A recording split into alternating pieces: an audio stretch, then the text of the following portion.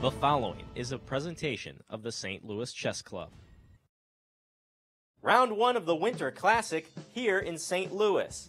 Jeffrey Zhang precisely outmaneuvered Melkumian in the Masters for a win. Plus, Ray Robson dropped an important game to Cuban Yunieski Quesada as white. In the Challengers, Lucas Van Forest earned a point with his mating net against Jacobian.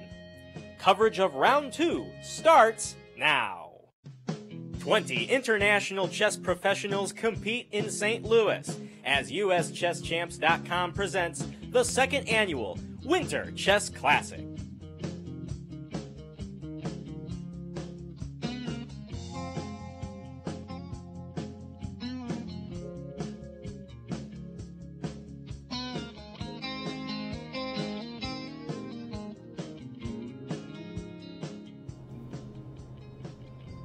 Hello everyone, welcome back to St. Louis. You are looking live into the tournament hall at the St. Louis Chess Club. And for the first time in this event, all 20 players are in the same room. They're all playing. So come on into Studio B, 2 floors below. Welcome in to round number 2 of the 2018 Winter Chess Classic. My name is Ben Simon, and I'm joined once again by Grandmaster in Residence, Jesse Kraai. Jesse, that is an amazing tie. Oh, thank you, man. Yeah, I got it at the Hall of Fame across the street. Really nice place. Silk, very smooth. Very smooth. I got my fobby button, so I'm ready to go. Very nice. And a happy election day here in the States to all of you. Hopefully you got out there and did your civic duty today. But we're here for some chess, and we're going to have a really good time. So let's see where we are in Group A after just one day of play. So we had we had 4 decisive games and 1 draw yesterday. Jesse, what would you take away from this field after the first day of play? Well, we have a lot of the favorites winning a game, and in particular, I would say with Zhang, Sassi, and Modulev, those guys have a chance to run away with the tournament. And, you know, the aggressive play of Zhang, too, is kind of a question, is like, he might be able to just wipe the field here, and I'm sure he's looking to do that. So, very strong start for him. And so, yeah, I think he's the one I'm especially watching, just as kind of this is the tournament focusing on the future of U.S. chess to see how well he'll do going forward. Yeah. And, I mean, he's accumulated so many accolades over the years, but he has won this group before in this tournament, so let's see if he could be the first repeat champion. Of course, we are a ways away from the end of this thing. Let's take a look at the standings for the B group. So we had 2 full points earned yesterday. One of them was in a game. Timur Gureyev did not appear yesterday. He had missed his flight. He is competing today. And so he forfeited that point to J.J. Ali Morandi. Lucas Van Forest earned his win over the board, and here's where we stand thus far. What do you make of your old compatriots, as you would say, in this game, or in this field? Well, right, so I'm following the old guys. Big Mick, also known as Victor Michalewski, Joel Benjamin, and Eugene Perelstein. They all held their own with the draw, and I'm kind of, you know, seeing myself in them. And I recently played a tournament where I had my own first senior moment, like the official first senior moment, and Big Mick had his first, I don't know if it's first, but it was definitely a senior moment yesterday, but he survived. You know, the young kid couldn't put him away after Big Mick, you know, just overlooked something.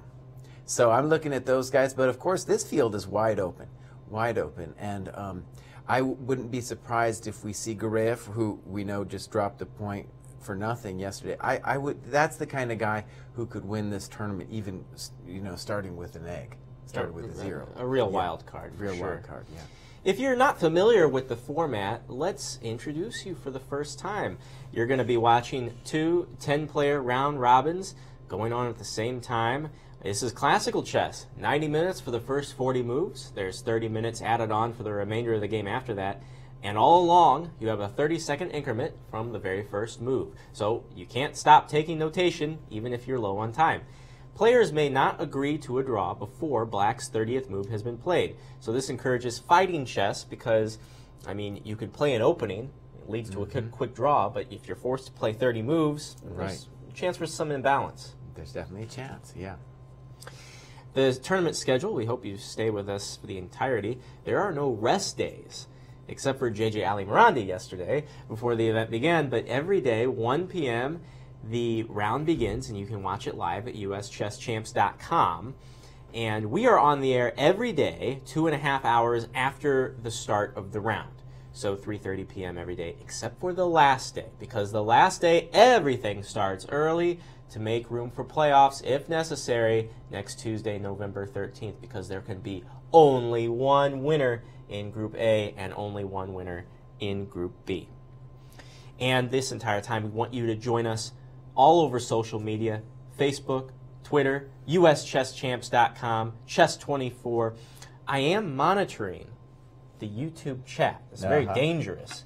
But if you want to ask us questions, you have any comments about this guy, that guy, or anybody, let us know, and we will address them on the air. And on social media, hashtag Winter Chess Classic to join the conversation. Okay, not wasting any more time, let's take a look at Group A's pairings today.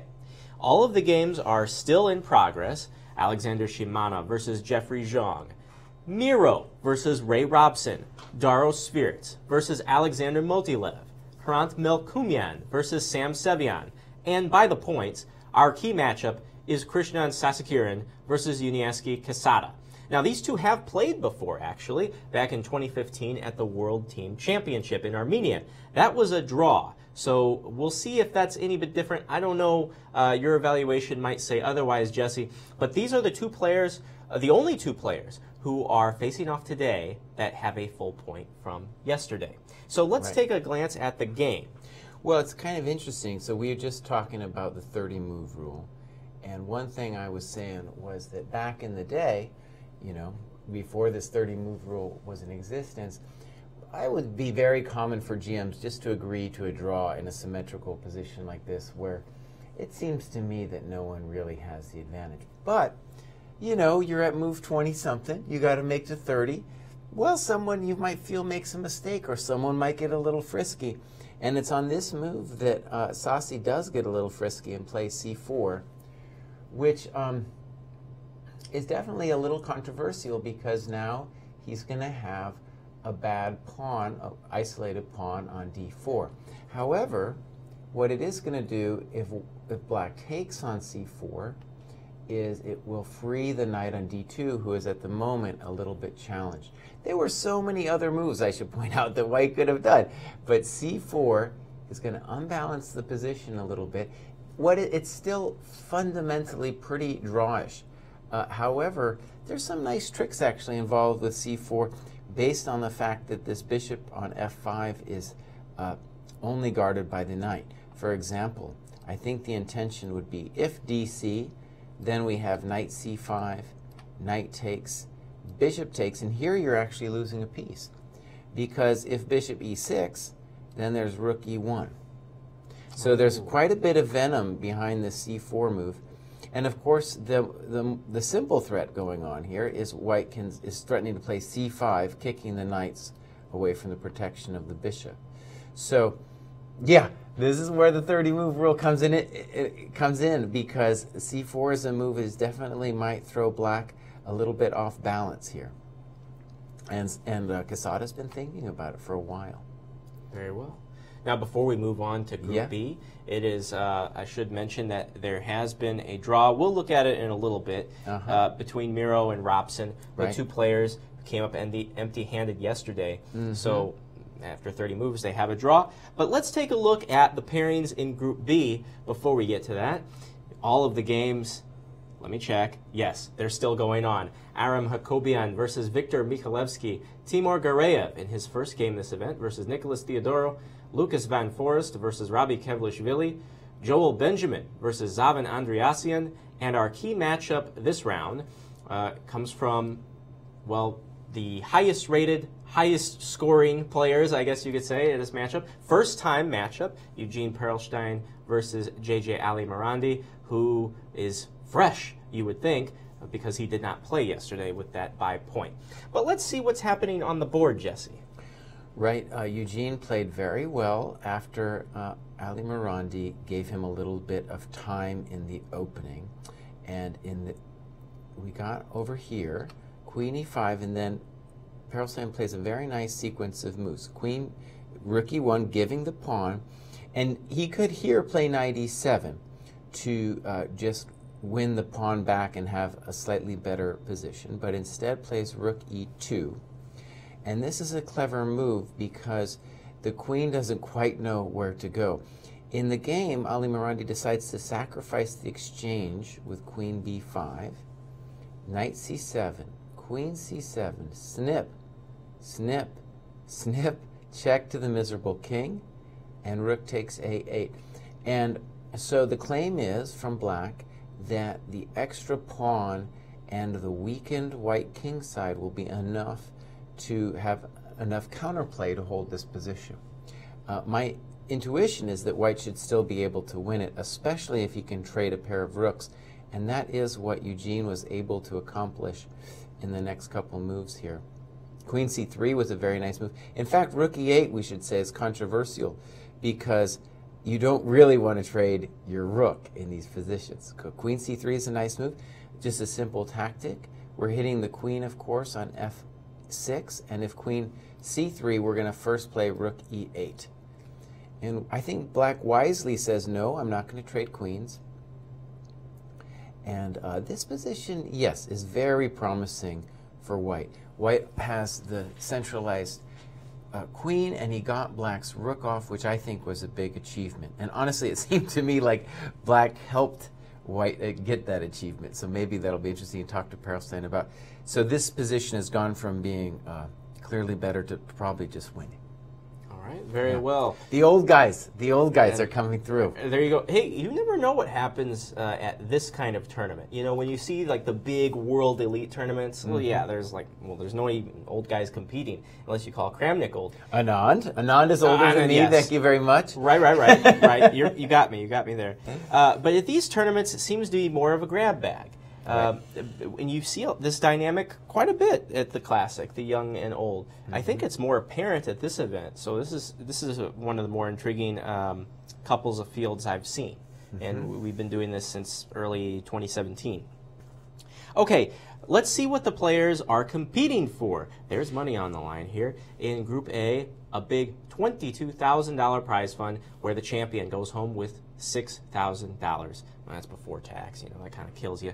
All right, the B group has $14,000 on the line, and the champion leaves with $4,000. Very generous prize funds. Okay, now, Jesse, you had a game that caught your eye, Jeffrey Zhang, young Jeffrey Zhang in his game. Let's take a look.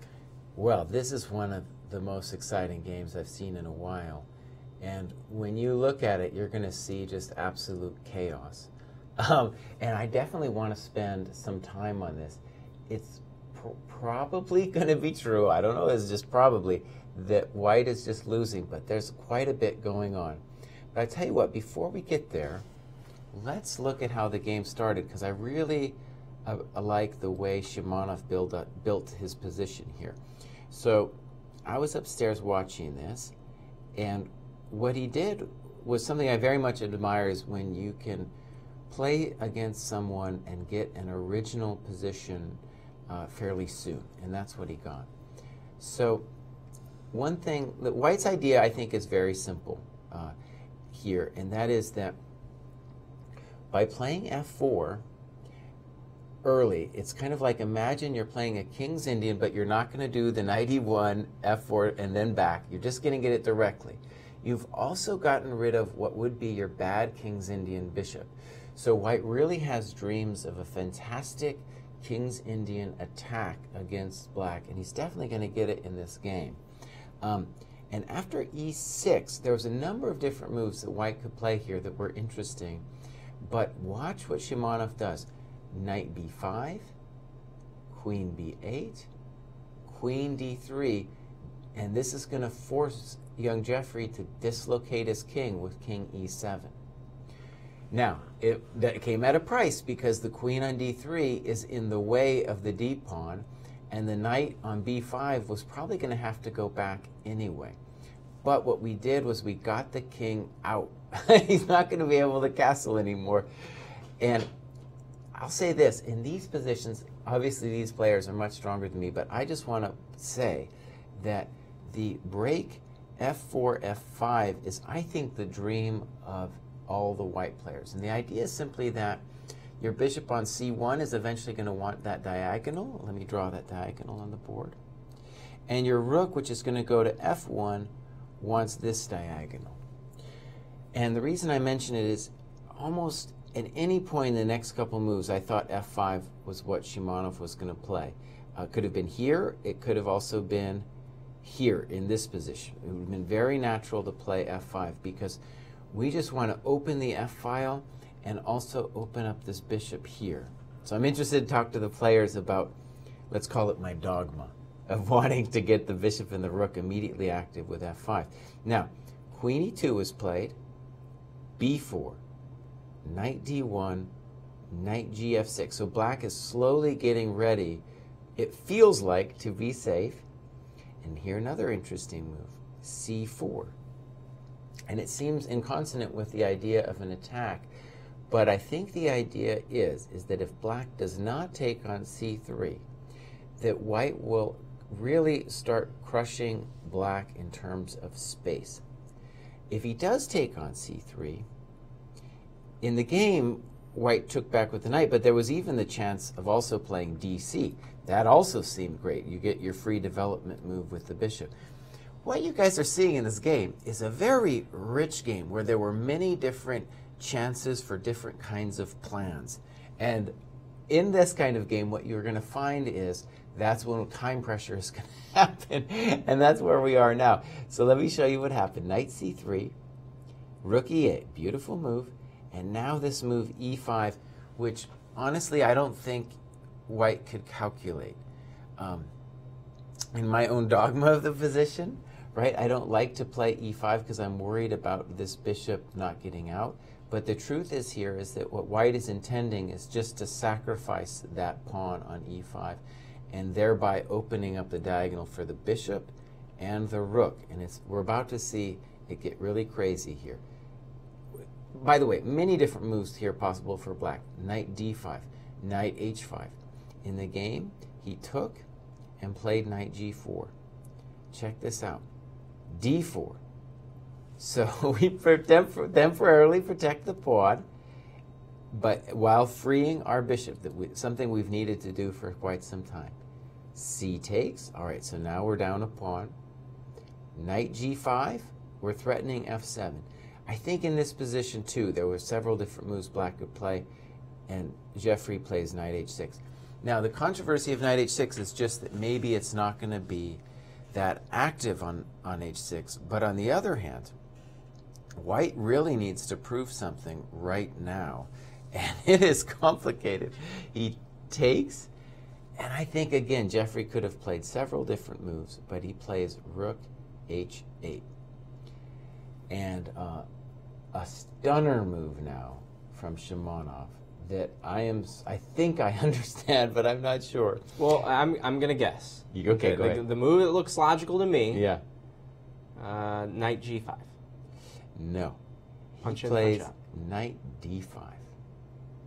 Okay. It's right. That's the right feeling of an answer. Okay. Whatever you say, buddy. And I think the idea is this.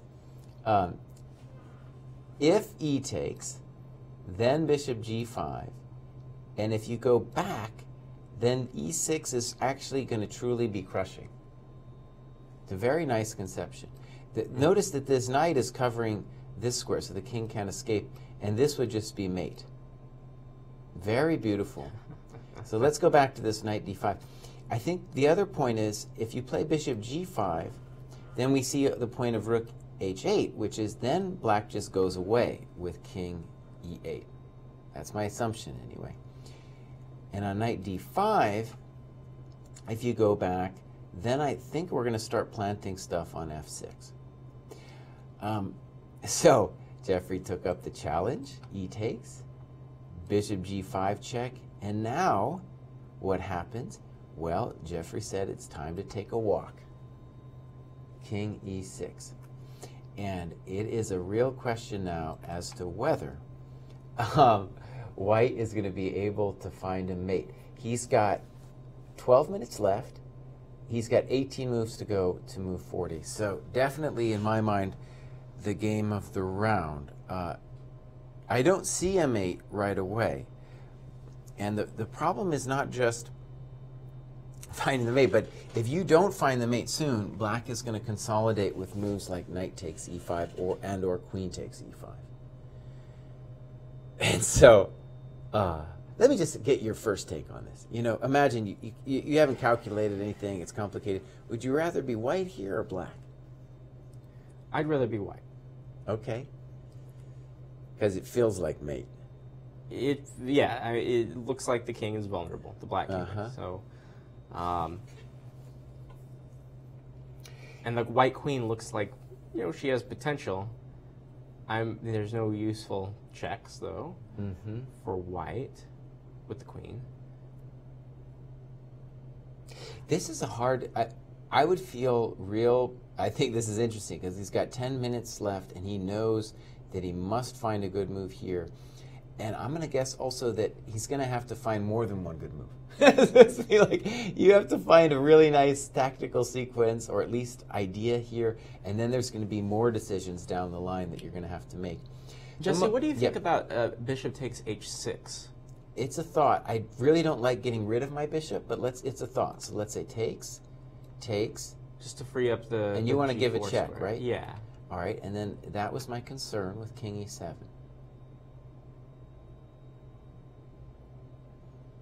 This is for sure one of the variations that he's looking at.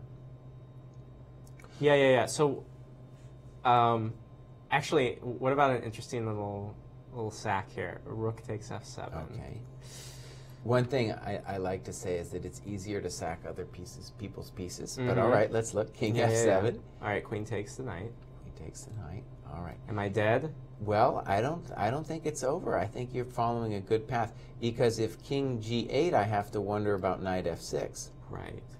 And that's honestly my only move. And then a fair assumption would be that rook f1 is now the end of the world for me. It looks bad. It looks very scary. I'll tell you that much. All right, so bishop h6. Let's consider it. Takes. Well, okay. I mean, what else are you going to do? You could. Well, you could maybe knight. play queen. You could, so much you could do, honestly, isn't it? Yeah. Also, maybe queen e5. Yeah. I mean, there's so many. But on queen e5, queen g4. Let's check your variation again because that was nice. Bishop h6. Check to the miserable king. King e7 takes. That's clean. That's, you know, that's the party right there. Okay, I like that a lot. So he's going to have to consider something like rook takes knight. But this doesn't feel good to me because of check. And if you go back, now my bishop gets to do stuff. Okay, but here's a special trick. You would like to play e6, but you're probably going to get mated on h2. oh no. Yeah. Right? Oh, this is fun. Okay, so yeah, we are in this position right now. He's thinking, let's stay here for a little bit. Hold on. So, Yeah. if this okay, so e6, queen takes h2. The king can pop out f2, right? Right, and the bummer there is not only did he take you, but now he's taken your rook on f1 out of the attack. Right? That's the truly sad thing. Yeah, okay. So like maybe knight e5 now or something like that. Sure. I just intuitively, I would say black is now doing better than fine because of the king being out. Let's look at that again. See if we can find rook h7. Maybe bishop. No, I don't think bishop g5. Because the problem with bishop g5 is then queen e5, and if queen g4, I have f5, and there's no check. All right, because my bishop's in the way. So let's try it again. Oh, wait a second. Okay, this is probably not going to work. I just want to check. Oh, but you know, even rook f6, he could just go back. God, what a mess, huh? What a mess. Okay. Yeah, there's a lot that can happen. So queen g4 and king e7. I'm just, yeah, king e5. I can win the queen with bishop f4.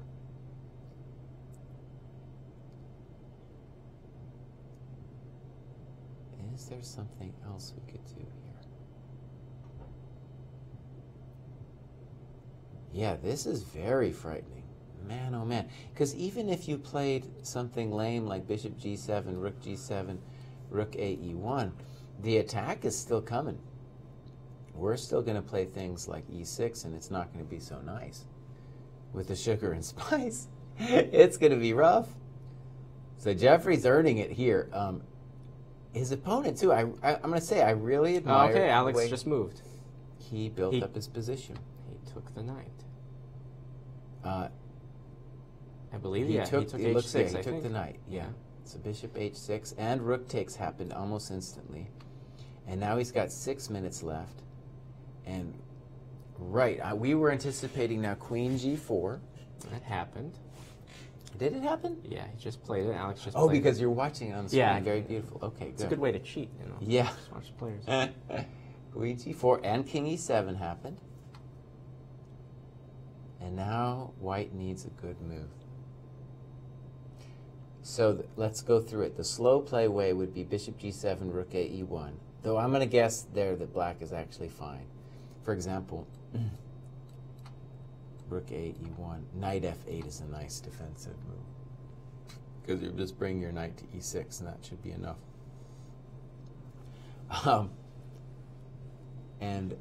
Right, and it's funny, you know, with very strong players, oftentimes they will see tricks like the way we're talking about in like from far away.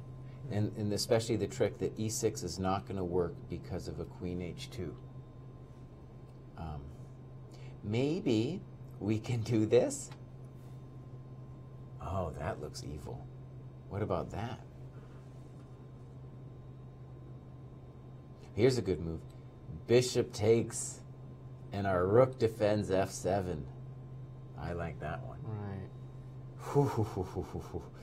This is hot. This is when you walk around the tournament hall and you say, well, I'm either completely lost or I'm completely winning. I don't know what I am here. This is beautiful stuff.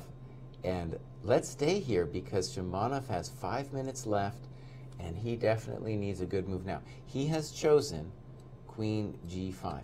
And I'll say just from experience, this is the phase of the game where both players are going to be making significant amounts of mistakes. Like when you just look at the computer or something. So we should expect that both players are going to be doing funky things here. I think queen g5 has a nice idea. And that is, when you go back, then I can play e6. And it also asks Jeffrey a question of, do you want to try to repeat the position with king e6? Right? And if nothing else, even if Shimonov believes he is better here, he would definitely appreciate the chance to repeat the position just a little bit, just to get a little more time on his clock. So, kind of a good move by Shimonov to ask Black a question. So I'm going to just point out some things. Let's say king f8, right? Okay. I believe the intention has to be e6. All right. There's a lot of different moves here for Black. One of them might even be this beauty here. Queen h2, check to the miserable king, takes. However, this does not work because of rook takes. Whew. Yeah. That's nice. getting hot. Okay. Okay. So there's all kinds of things here. But e6 would be the big question.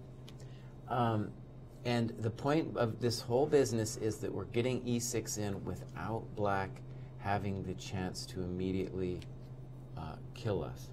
However, there's a lot of questions here. Like, let's say I just take this guy and invite your rook in and ask you, are you really winning this? Probably not. Probably not. So We can see Jeffrey thinking on it. And, I'll say this about Jeffrey. Last game, too, really controlled the clock. And here he's up 20 minutes to 5 minutes, and it's a big deal. It is a very big deal to be up that much time in a position like this. Jeffrey should definitely, figure out his next couple moves. It might even be true that there's more than one move that's winning here, but King F8, that seems like the first choice, because again on E6 there might be more than one move for black, but that looks pretty simple because of the counterplay against H2. Well, let me be devil's advocate then. So Rook F7, King G8. I think taking on D7 is asking for it. So let's say H3. No, right? I'm just bringing out all my guys. All the guys are coming out. Okay. Oh, this is a good one. So it looks like maybe Jeffrey is clearly winning after King F8.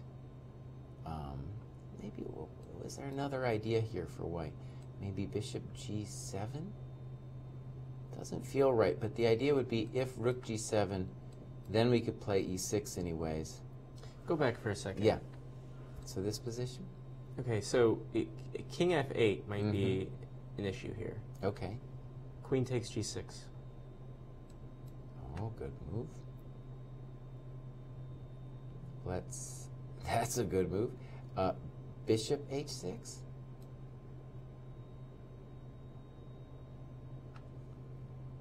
Yeah, just take the rook, right? Take the rook, and then let's say check. King H1 and knight E5.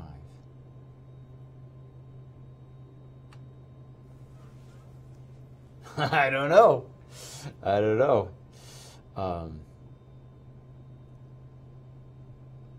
Yeah, that's pretty crazy. There might be something else after Queen G6, but I think I'm glad you pointed it out because it's one of the many things that black has to worry about in his choice now, right? Whether it's F8, E6, or E8. Shimanov has traded bishops on G7. Oh, but black went to E8. Yes, E8 and then the bishop trade. Okay, bishop takes. Now, one thing I guess I had a question about was what was going to happen on E6. That looks scary to me. But, okay, let's assume that Jeffrey had something for that. And instead we got bishop takes, a rook takes. And now, I'll say this. Jeffrey played King E8 pretty quick. I'm sure I would have spent more time if I had 20 minutes left.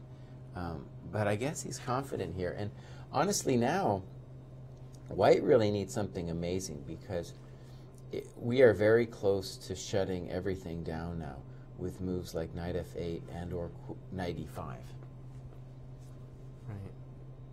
Actually, knight, it's funny. So let's say this. The problem for black is the rook on G7 is not especially great and might be a victim to, like if knight E5, queen F6, it might be a victim. And of course, it's not doing the counterplay on H2.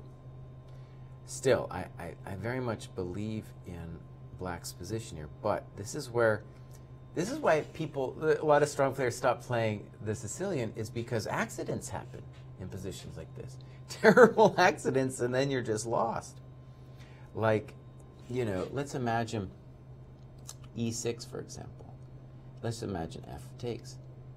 And then, there's all kinds of things to worry about here after, say, rook A, E1. I believe that black's winning, but I'm scared. Yeah, it's very scary. I mean, is it time to bring, if you're black, bring the queen up to... Yeah, we definitely want to get our lady to protect her man. Right. That's what she wants. Oh, it's exciting. So 3 minutes left, and Shimanov knows that he has to find something now or else the game will end. And I'll say, one thing about these players who play against Sicilian, who love playing E4, this is very nerve-wracking for me, but it's also what they live for. They love to play the positions like this where everything's on the line. It could go either way. One question maybe to ask for black too is what's going to happen after queen h6? Yeah, it's not entirely clear to me how Jeffrey wants to play that one either. So lots of questions. 2 minutes left. So let's go through the candidate moves. He could play e6 now. He could play rook a e8, a e1, or he could play queen h6. On rook a e1, I didn't like the fact that knight f8 seems to like gum up the works.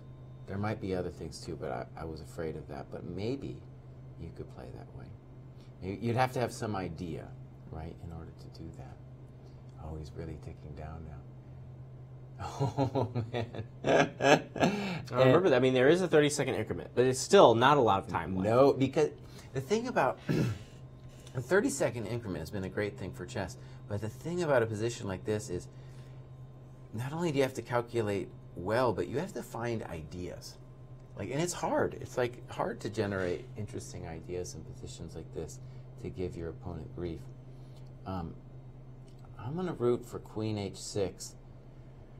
Not that I'm sure about it, but at least after this, maybe we can start with an e6 now. Or, you know, black would also maybe have to, I don't think rook takes f7 is going to work, but even that he has to worry about a little bit. All right. All right, something was just played. Something was played. Queen, no. He played rook a e1. That's in fact what happened. And positionally, it makes a lot of sense because we're bringing all the last pieces in. And Jeffrey should definitely take some time here because he has loads of different potential moves he can do. He can bring his queen in. He can move his queen somewhere. He can play knight f8 like we talked about. Let's just see if there's any way to crack knight f8 because that looks like the way, the natural way that I would first, you know, think about facing down this position. Honestly, it looks totally lost to me. If you play queen f6, again, we're coming to rook h7, and that means you can no longer play e6 because of h2. So you got to sack the pawn, I guess, with e6. But I don't see how you're going to maybe queen f6 now. Maybe that's the intention. Okay, maybe that's the intention. So we're threatening to take this guy, and if rook h7, we have rook e6 takes and queen g6. That's a nice one. Yeah. That's a nice one. So at least knight f8 has a potential issue with queen f6. Or excuse me, with e6. And notice if pawn takes, then you have to worry about queen f6. You might be able to get away with a move like f5. That's another way for black to try to survive this. But with the pawn deep in your gut there, it's going to be a little bit unpleasant. Still, this might be it, you know, like knight h7, and if queen h6, king f7, something like this. So all kinds of moves here for black. And this might actually be, well, I'm going to hope that Jeffrey just thinks for a good, I would think for 10 minutes here, because if he finds the solid defense, then that's it, you know. Right. And he definitely doesn't want any accidents to happen. So why don't we take a look at the Melkumian game? Yes, we could do that. Let's see. Yes, Melkumian Sevian in Group A. Very interesting game. And I just want to highlight, I really like the way that Melkumian played the opening. Very original. And he came up with, I think what's a novelty here, with the strange-looking knight e2. And the idea is simply to ghost the bishop on b4. So right now we're threatening to win the thing with a3, b4. So a5, a3, and now we get this nice tempo. And very rich strategic game here that went on. I thought this position was White's big moment where, should he ignore him taking on f3, or should he, as in the game, just calmly go back? By going back, I feel like you give Black the ability to play d5 and, I don't know, probably be equal. But this is going to be anyone's game. Bishop e8 I like, by the way, too, because it looks kind of weird, but you're going to free the rook, and you're opening up the bishop here.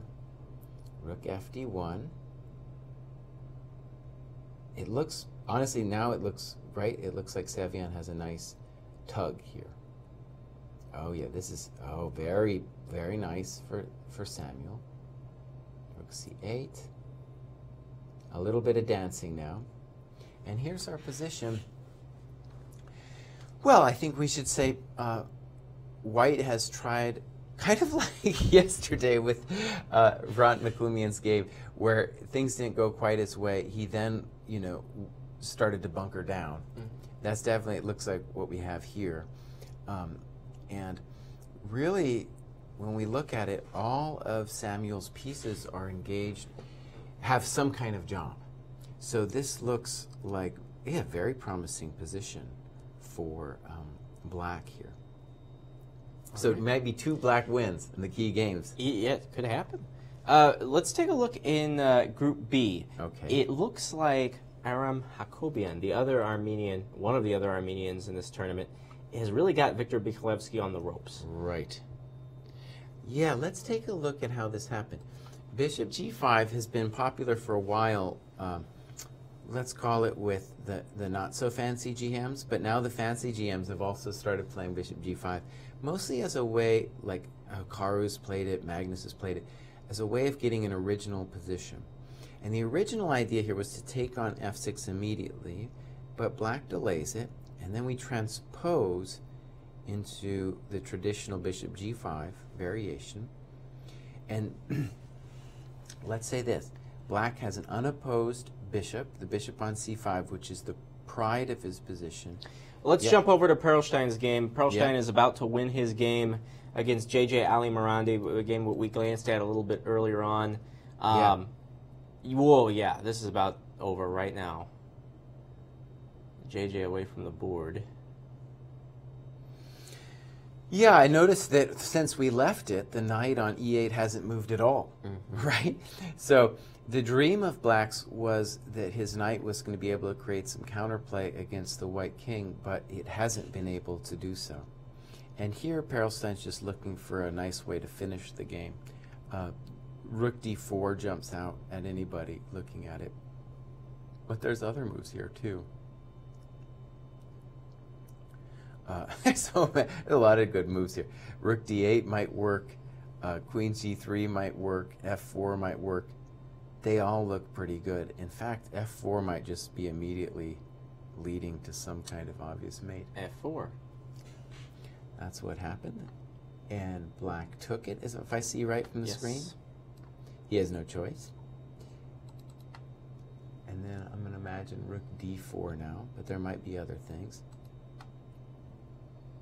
Rook d4, it's hard to imagine that Rook d4 isn't going to be mate. Right. Right? Yeah. No, I don't think you're escaping from that one. Well, count this as one for the old guys. This is a beaut here. All right, so Rook d4, King e5. Well, King e5 will lose instantly to Queen e3, King f5, Rook f4, King g5, and if nothing else, you go win the queen. Right. Well, I mean, besides King e5, the only thing you could do is put the queen in between, right? Well, you can play King g5. Oh. Right. This is also completely terrible. Same deal. Rook g4, King f5, Rook c4, win the queen. Mm-hmm. Now, Perelstein might want to find mate there, but for us, I think that's good enough. Yeah, he's just calmly thinking about it. He's got a good 13 minutes, and they have also reached 40 moves, so he's going to be in no hurry to finish this one off. But yeah, that's going to be done soon. Let's go back to Big Mick's game. All right. And Big Mick had some, he had 2 blacks in a row here. As I was saying with this bishop, it's very simple what White's saying. He's saying that the long-term structural problem on Black's king side will mean that he'll have practical chances against the Black king, and that's really precisely what ends up happening here. I've got a result. Good. In Group A, Jeffrey Zhang has indeed won his game Oh, with the black pieces against Alexander Shimanov. I suppose we'll get have those guys in there. Jeffrey Zhang down here for an interview. Yeah, at the end, it's so hard when you have no time, and there might not have been anything there anyway, right? But without any time to find the ideas, yeah, you're in trouble. Yeah, so we'll bring him in a second. Beautiful. Not only beautiful, but like when you play the Sicilian like that, that's some risky stuff. That's some really risky stuff. So Bishop G7, and now a very nice play from White against Victor. C4, Rook back, Queen C3. And what this says to Black is that F5 is going to lose to Knight F6. Now, one thing I don't entirely understand is why Big Mick didn't then play E5. Because in the game he does an interesting thing. He allows White to take on F6. I suppose with the interesting idea that the knight is now pinned to the queen. But, of course, Knight G5, you need an answer to. Oh, this is very nice. Knight D4, and then he just gives up the bishop. Threatening mate, but we lose the bishop. H6, and Rook AD1. Ooh, very nice. Very nice. So, let me just tell fans what the idea is. Let's say you try to trade, and then play a move like B6. You're going to get hit with Rook D8. Right. Queen takes, Knight F7 mate. And it's kind of hard to stop it. You can't develop your bishop to D7. Hey, it looks like Victor has resigned the game. Oh, so man. congratulations to Aram Hakobian.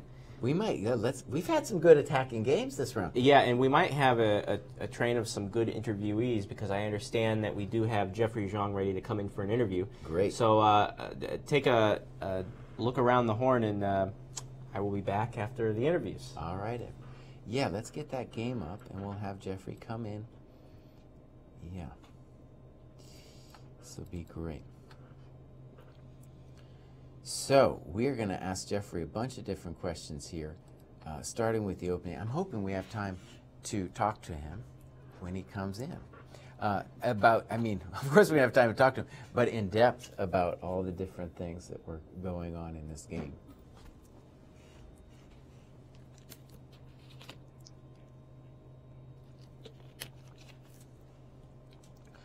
While we're doing that, let's peek at, while we're waiting, let's look at Samuel's game. And it looks like Samuel found a really decisive shot. Let's back up a second. We stopped looking right around here. So bishop F5, queen B2, knight G5, and Hrant says, well, if I'm going to suffer, I might as well get a pawn. And then knight H3 is on the board. So that's the grief that Hrant is facing right now, and I'm going to guess this is lost, but it's still very complicated. All right, we have Jeffrey Zhang coming in here. Yep. And the question, let's just leave it here with Samuel for a second. And the problem for poor Hrant is he has to decide whether he wants to move the king or take the knight. It looks bad. All right, now, we'll come back to this game after the interview with Jeffrey. And so, let me welcome Jeffrey for being here, and a very nice victory. Let me pull up this game. I was sweating for you in this game. Yeah, I really admired, actually, the way he built up his attacking position, you know. Let's walk through this. I have a bunch of questions I want to ask you. All right, so check. And you played knight d7 quickly. Yeah, but I mean, it was more over-the-board inspiration. He surprised me in the opening, and right. I didn't quite know this position. Okay. Now, let me give you my amateur's appreciation of this position. So I think that he's like has a dream here, and it's like the King's Indian, like super accelerated. He got rid of his bad King's Indian bishop. He's going to play f4 without going knight, e8 back to f6. He's getting like the whole dream. And so that's why this position, I was like, oh, this is dangerous. Yeah, right? I didn't realize how dangerous it would be for me. Because basically, the other choices, like, I know Queen d7 was played in Geary game, and it was also very dangerous for black, so that's why just try something new and hope for the best. But yeah, this also turned out to be quite dangerous. Right. Actually, there was some old Fischer games I remember. You can play a6 if you really want to be scared, right? If I expected, maybe I would. Okay, well, let's look. f4, g6, knight f3, bishop g7, queen e2, and I thought that was kind of tricky. Yeah, queen just e2. stopping knight f6, yeah. And then also I think maybe he came up with the next idea on the board, but after e6 he decided to put your king in the center. Well, I think knight b5 was good, queen b8, but I think queen d3 was not correct. I thought if he just plays f5, it would be very tough position. I'm glad you brought that up because I felt like almost anywhere in the next couple moves where there's several chances for him to play f5. Yeah. And just in my dogmatic sense of how to understand these positions, I want to bring the bishop out and I want to bring the rook in. So almost any time I can play f5. I don't care if you win the pawn. I just want to open everything. So you didn't like queen d3. I still liked white's position, right? Well, you just thought, what, maybe f5 right away? Yeah, because I thought queen 3 is wasting time because he basically has to bring the queen back later on. To develop his bishop. So I thought it's not worth the time. That's a fair point. But still, f5 here, that would have scared me. f5, yeah, f5 here is also a move. Yeah, I probably would have just ignored it. Right. Also, I felt, okay, here's where I was like, Jeffrey's, he's a brave man. They all just play b5. You could have done other things, I imagine. Yeah, I could have played knight f6 there, but I wasn't sure, like, maybe he can play a4, and then I kind of wanted to expand on the queen side as fast as possible. At least I didn't see any problem with it. So. Right, okay. But definitely dangerous. Yeah, I thought he might try f5 here. Then I would probably have played knight f6, and yeah, he opens the f5, but I thought I'm quite well developed now. So it would be, let's imagine f5, knight f6, and at some point probably he'll take on takes, queen e2, something like this. Queen e2, maybe knight g5. Knight g5 was always possible, but I think here, I guess. So if I play h6, you go knight h3. Is that the concept? Or? I'm just telling you about my fears. I was playing this position, but but more simply put, regardless of what he does here, he's achieved something with opening the f-file. Yeah. Right? Yeah. All right, so queen e2, b4, knight d1, and now you played knight gf6. One thing I admired about this game was there are so many different plans for both sides. It's not like yesterday you didn't have as many different plans for both sides, and here there were several moves. So I was like, oh, so many different things are possible. I still wanted him to play f5 here.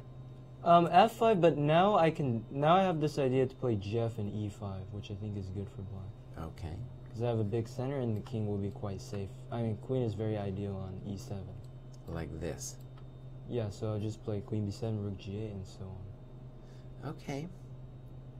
I'm still scared, like d3, and probably bring the knight in, maybe put a bishop there. Yeah, I was thinking if you go d3, I might play h6, just to completely limit the bishop. Right, okay.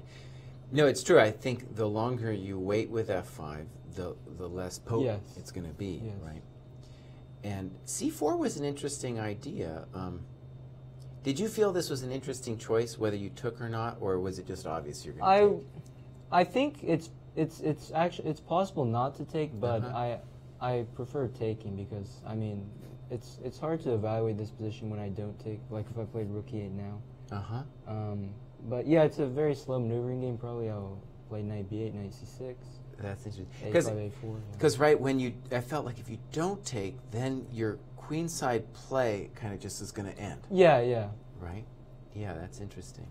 I thought he played, I think, this kind of quickly, if I remember right, but I thought d takes c was also very Yeah, dangerous. but d takes, I thought I can just play rook e8. Because now it's hard for him to set up his pieces, I think. I don't know what... Like, I thought he's obligated to try e5 now.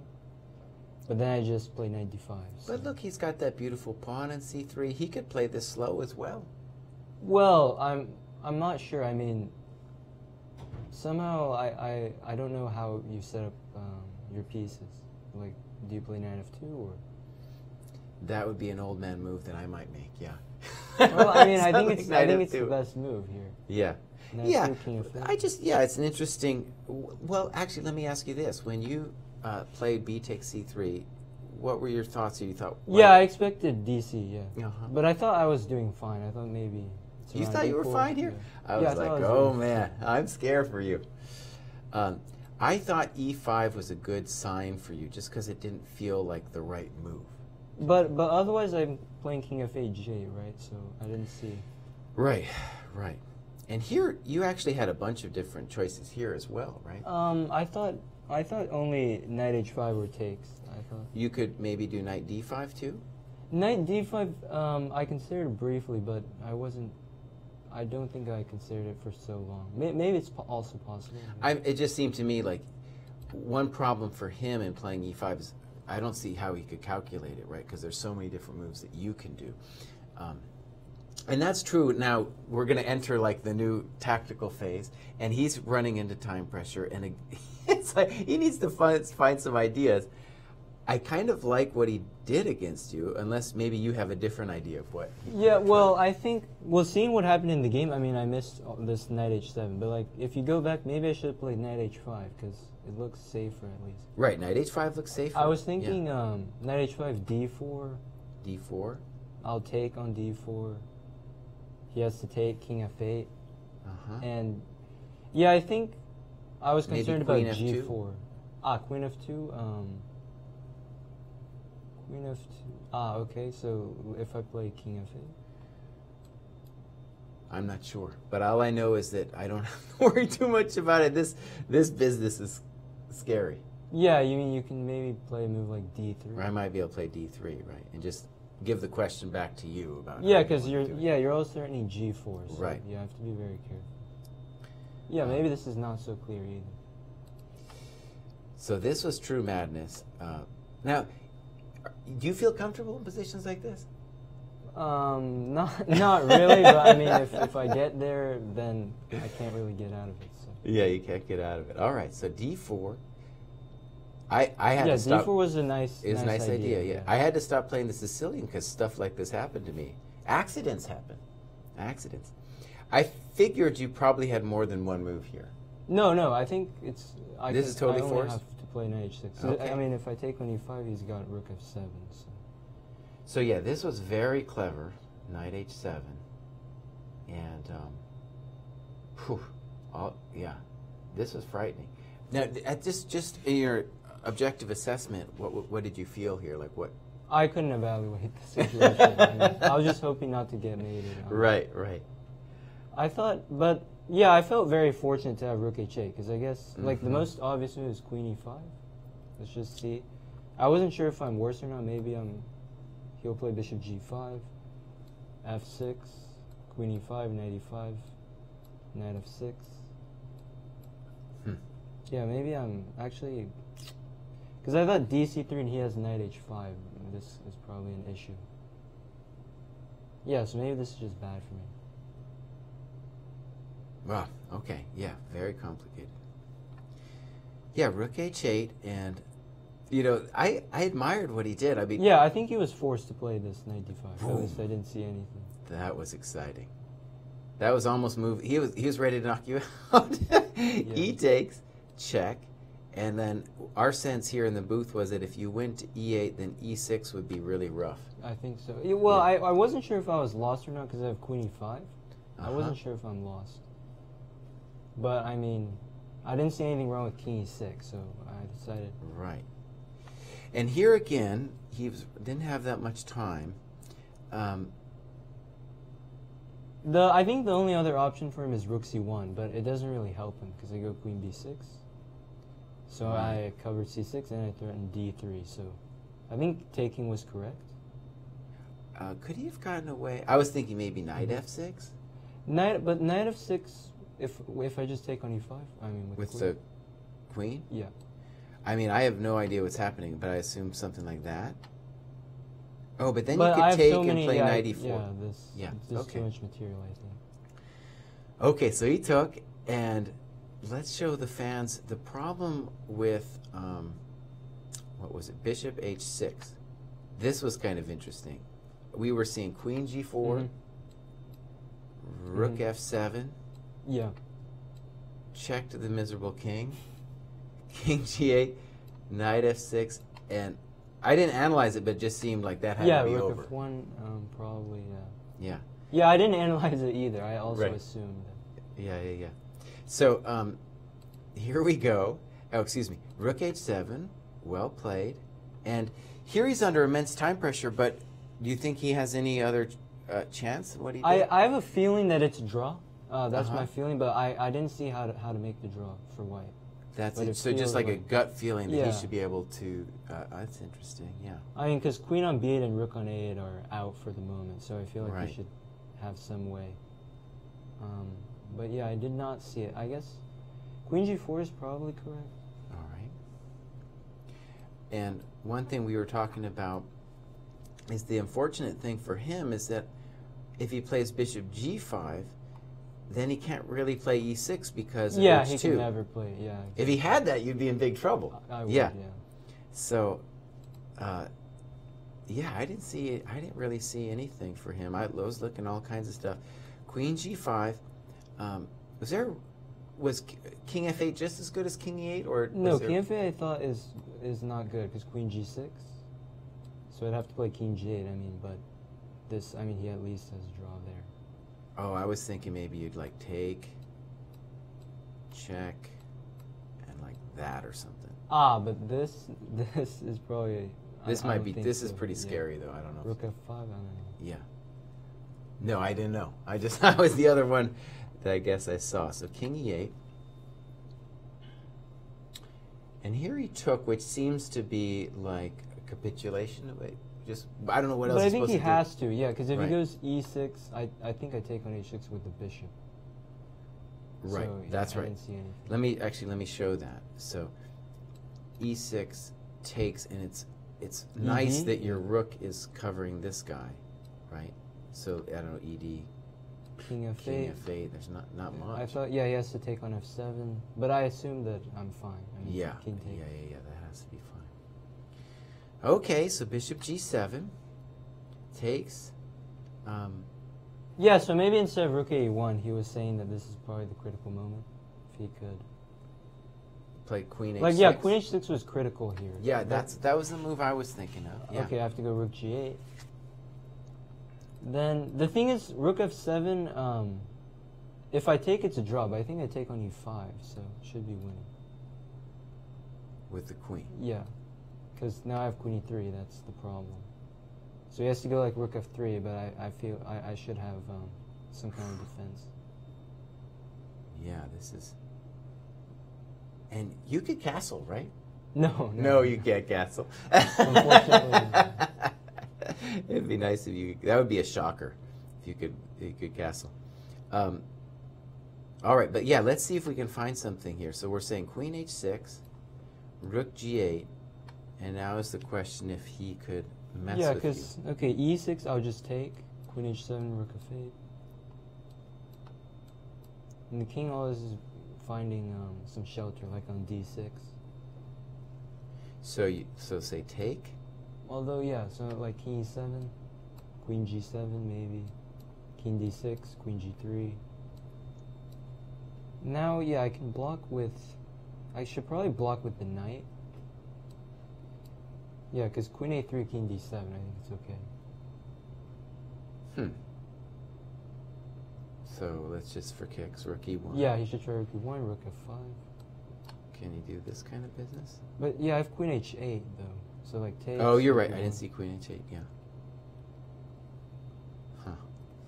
Yeah, somehow, especially with no time, it's just hard to calculate all these lines. There's just so many things to Maybe calculate. even some move like that. Rook c1, okay. So... Yeah, this is why I stopped playing this Sicilian. If... I don't think I have any serious threat, honestly. It's just an attempt to play on. Yeah, I want to take on b2. I'm trying to see what you've got. So let's see if I take. Yeah, I don't think I have anything. I mean, the best I've got is something. No, I can't. Yeah, I was I'm not thinking doing about anything. queen g7. Yeah. No, I don't have anything there. So, something like that, though. I mean. Yeah, it smells like there should be something, but maybe it's very difficult. Right. Because yeah, in the game I think it's important because after rook a1, maybe like some more natural move was knight f8 or knight c5. Mm-hmm. But I think after e6, only I can be in trouble there. Interesting. Right. That was that. I'm glad you said it because that was my first instinct, and then the more we looked at it, it was like, oh, maybe it's scary. So this move, yeah, this is a very good move. Shuts him down, right? It's the same reason his whole attack hasn't been working is the counterplay on the h2 pawn. Yeah. Yeah, and here he played queen g3, but unfortunately not in time. But I think now I can bring the knight, right? Queen g3. It's hard to imagine that isn't f8 winning. or c5. Yeah, he can't even do anything. All right. Very nice game. You're 2-0. Who are you playing tomorrow? I've got Sasikaran. Okay. That's a big game. Yeah, I guess he's, well, his position today, I guess, is about equal, so, yeah, we'll see. It'll be interesting. Well, actually, let's peek in. I was going to peek into that position anyway. I get your opinion. It looked, it is a draw. It looked drawish, honestly, the whole time. Yeah. Yeah. And you're going to be white or? Yeah, white. All right. Well, good luck tomorrow, and we're going to go to a commercial break after Jeffrey leaves us. Thanks. All right.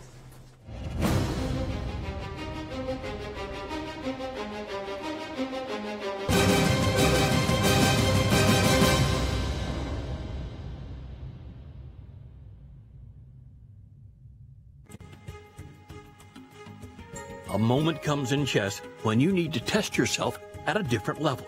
Chess 24 Premium offers the tools that you need to reach your maximum potential. From hundreds of interactive video lessons to becoming part of the Chess 24 community. You can analyze with friends or coach your students live. You get 24/7 coverage of chess news and events, access to premium analysis and commentary, and the chance to interact with grandmasters and other top players and coaches. Get advice from the best and even challenge them to a battle. Be the best chess player you can be. It's time to level up your game with Chess 24 Premium membership.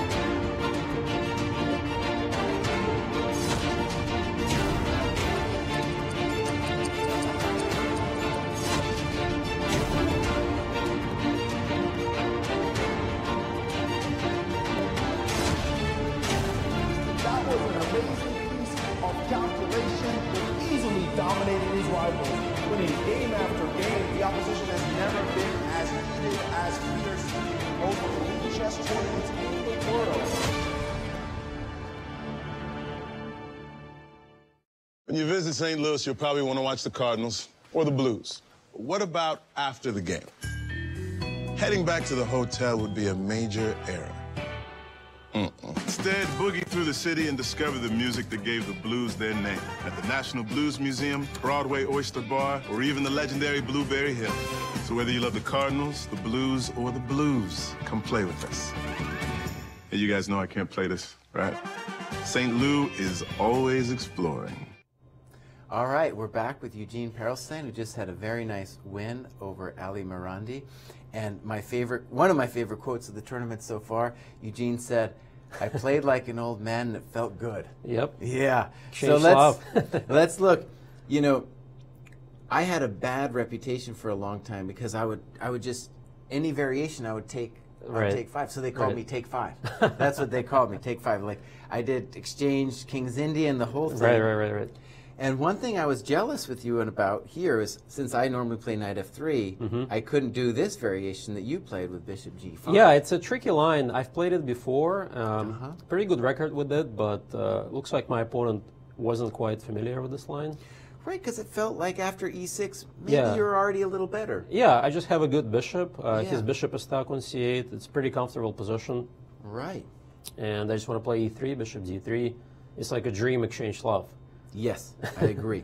And a lot of times on the exchange Slav, the bishop, okay, I should just point out to chess fans, that often the normal move is bishop F4. Right. But on F4, it sometimes doesn't exactly know what it's doing there. Yeah, plus sometimes black can play knight C6, bishop G4, and this is, Right. I'm threatening to double his pawns at the moment, so it's not obvious what he should be doing.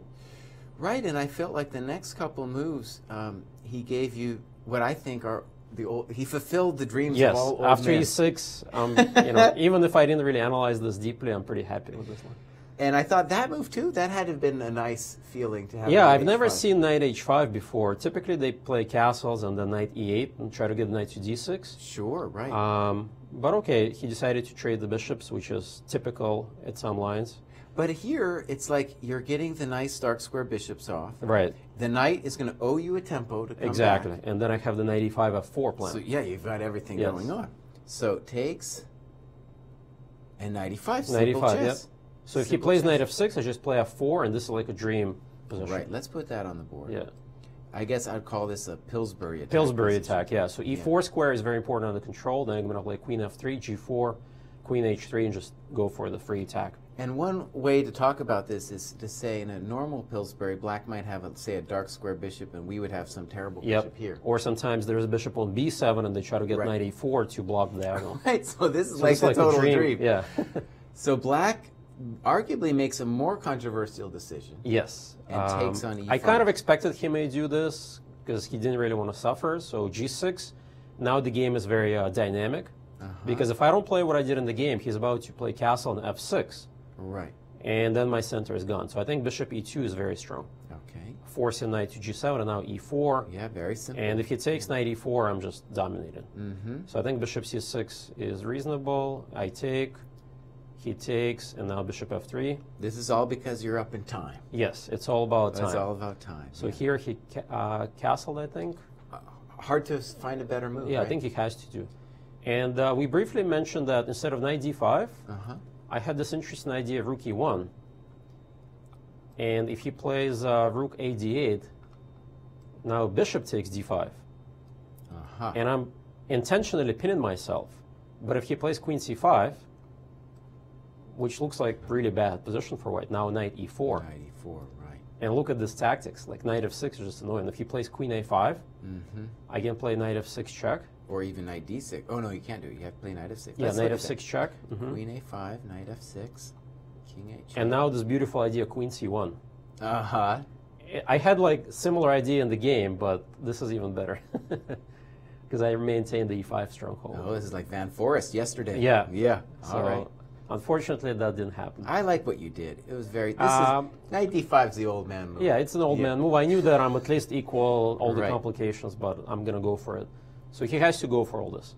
Queen takes rook E1, queen B2, rook E2. I thought that. Okay, so I thought this was an interesting moment. Yeah. I think.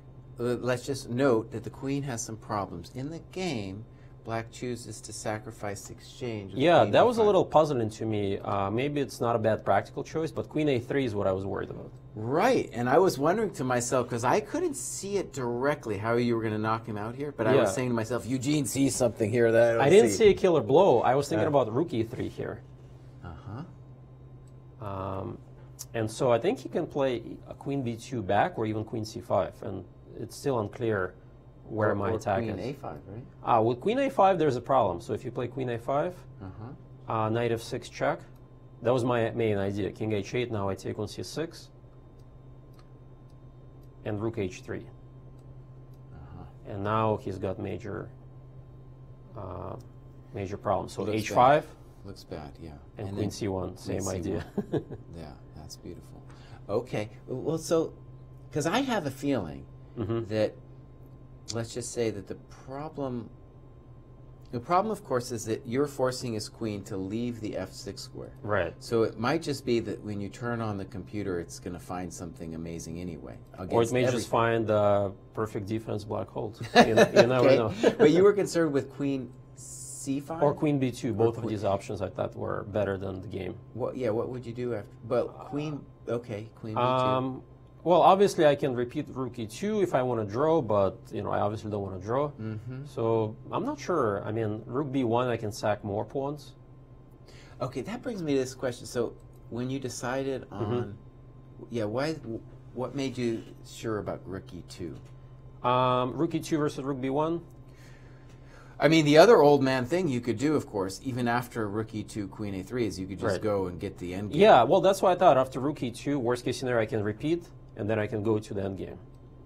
Right. I can play rook e3, queen b2, and I can go for the endgame. Now, I want you guys to see that this man has got Russian chess training.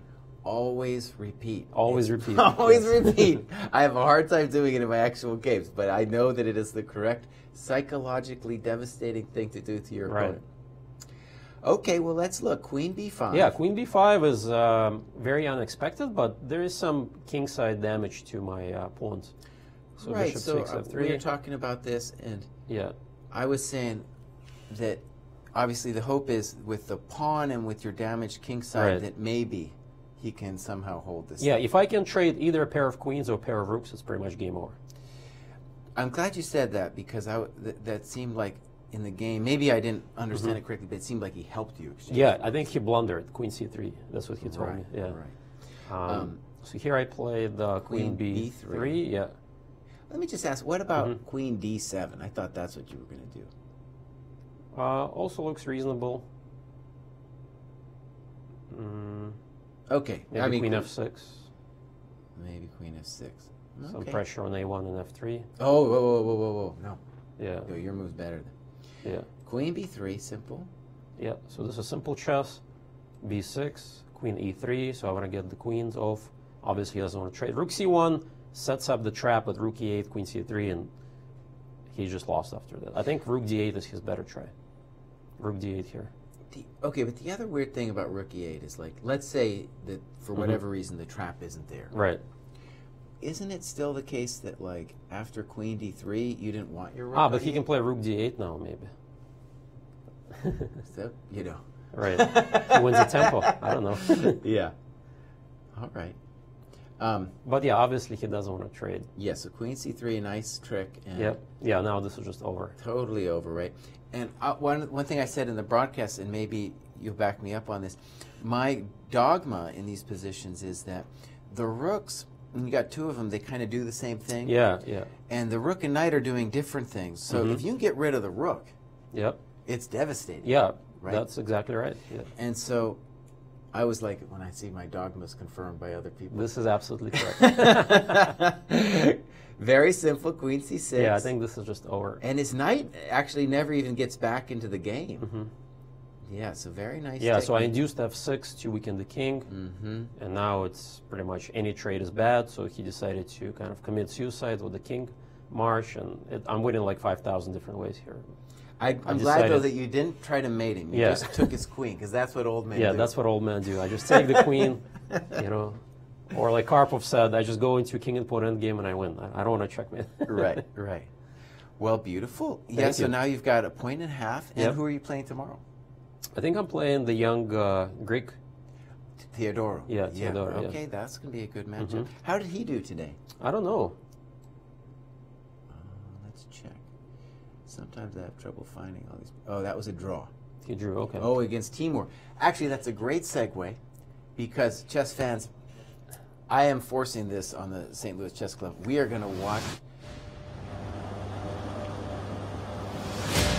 All right. Right. No, right. Okay, good.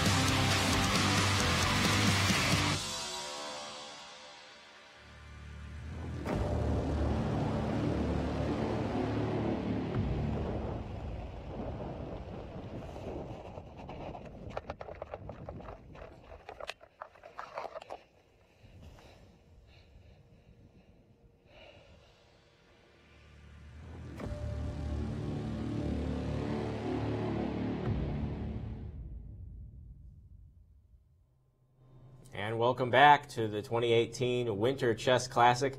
What a video that is. Ben Simon, along with Grandmaster Jesse Kraai, the free spirit of chess, Timur Gareev, jumps out of a plane, lands in St. Louis. I love it. I'm going to try to show it every day. That was not him landing actually in St. Louis. That was during a photo shoot for that amazing Chess Life magazine cover that you saw there at the end. What a great video to have. Yeah. That might be one of the best chess-related videos of the year, perhaps. Oh yeah, that's one of the best of all time. Yeah. Yeah. I don't think anyone's done that before, jumping out No. of a plane with a chessboard. No. So we've had a lot of happenings since the last time I was here. Right. And, I mean, Jeffrey, of course, beat far and away the star of the round, and maybe eventually of the tournament. But we do have games still in progress. Can we please glance at Melkumian Sevian? Yes, I have it up on the Group board A. here. Yes. Let's take a look, because this is things have changed a bit since last time we took a look. Is it possible to get the game? There we go. There we go. Yeah, it is a mess. The queens just got off, which might make it easier for me to understand the position. When we left, it seemed to me like Sevian had all the chances, but now it's very unclear what's happening. We've reached move 40. It looks, unless Black has some voodoo magic right now, it looks to me like Hrant Melkumian's going to win this game. It's not only the extra exchange, but he's got this pawn on a6. Am I missing anything? Looks bad. Yeah, I don't see anything else there. Let's go back. When we left this position, it was knight takes h3, and it looked incredibly frightening for white. And he then played king h1. Very cool customer, king h1. And it might turn out that this knight h3, you know, when I saw it, I was just assumed that it was over for white. But king h1, now there's two problems. The knight on h3 is still attacked, and the pawn on c6 is attacked. So Sevian does the most Armenian thing you can do. He sacks the exchange, and then comes back. It looks like a very promising exchange sacrifice. But what white has are these three minors, which can at least offer some firepower to defend the position. And of course, I'll just say this, we weren't watching this too closely, but this will have been under incredible time pressure by both sides. So as I scroll through these moves, if you're playing along with the computer, I'm sure the computer will find all kinds of mistakes. That's just to be expected when you get this kind of situation, because there's going to be so many tactics involved in a position like this. Queen f6, I'm sure there were more candidate moves than that. Knight h2, bishop a7, maybe a little controversial. And e4, maybe that's a move he missed, because now the rooks come off. And like I was saying with Eugene Perelstein, when you are down the exchange, you really want to not have your rook traded off. And when you're up the exchange, as Hrant is here, it's a great thing to achieve. So he's sacrificing the pawn on e4 in order to do this. And yeah, my sense now is he's, I guess, winning. You know, he still needs to consolidate, and the king looks a little frightened on h1. But this now looks like it's winning for white. So a big miss by Samuel Sevian from a position that, let's say right here, looks very promising for black. And it's kind of a miracle that this works out for white. Because this intuitive play, actually, I will stand by this position. I will say that here black must have at least compensation here for the exchange. And there's a number of different things, but queen f6 and bishop a7 can't be the right thing to do. Let me put it this way. Just on an intuitive level, the bishop is doing something here. So we need to make our other pieces work over there, whereas the bishop here is just investing a tempo in a piece that is already doing something on a different diagonal. So I'm sure there was time pressure, but this all fell apart with this nice move e4 here, and now white is simply winning. In our game position, we have this, and yeah, this is over. So a sad loss for Samuel. Well, and you can see live it end after we go off the air at uschesschamps.com. The games continue even after our show ends. We're on the air, this is an abbreviated session, about 90 minutes every day, right, except for whenever there's a field clincher near the end. But at this time, Jesse, it's time to grab your flag. All right. Because we've got some upcoming events to talk about. Hooray! Of course, if you don't get this blind patriotism, well, it's not blind. We have a good reason for it, because coming up in just a few days, it's the World Chess Championship, and we are going to be having our abbreviated coverage right here from St. Louis with the match in London. World Chess Championship, Carlsen, Caruana, with the Super Friends, the A-Team, Yasser Seirawan, Jen Shahadi, and Maurice Ashley. And that all starts in just 3 days at uschesschamps.com. And yeah, it's going to be overlapping this tournament. It's going to be insane. We're going to have 2 completely different broadcasts going on all day. It's going to be a great time. And they're also going to be covering the World Women's Chess Championship, the big 64-player knockout. Now they're in the round of 32. By the time we get the coverage going, they'll be in the round of 16. Irina Krush, the lone American female left. She's taking on Ju Wenjun, actually. Right now, she's in the midst of that match. I think Game 2 is tomorrow.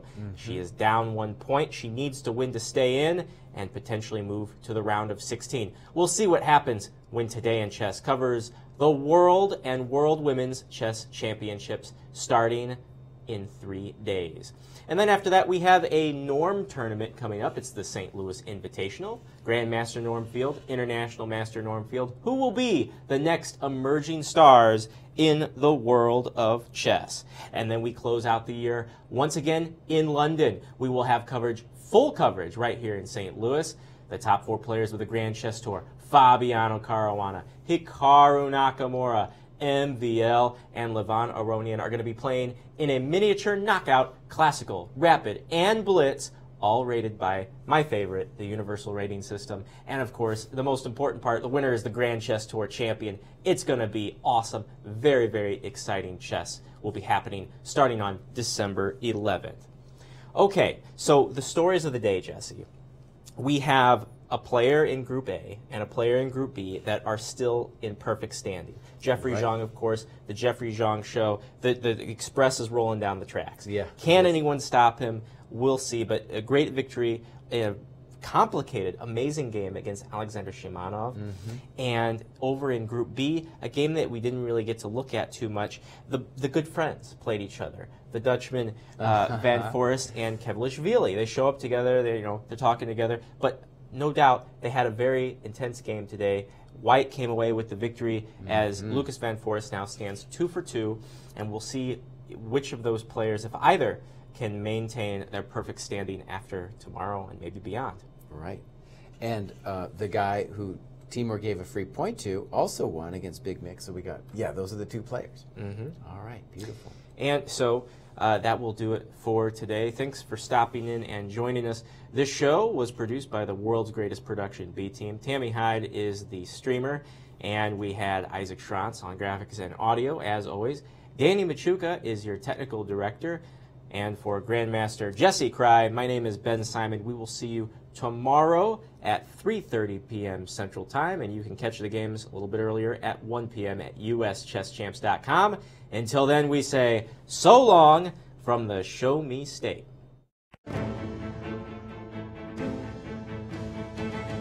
This has been a presentation of the St. Louis Chess Club.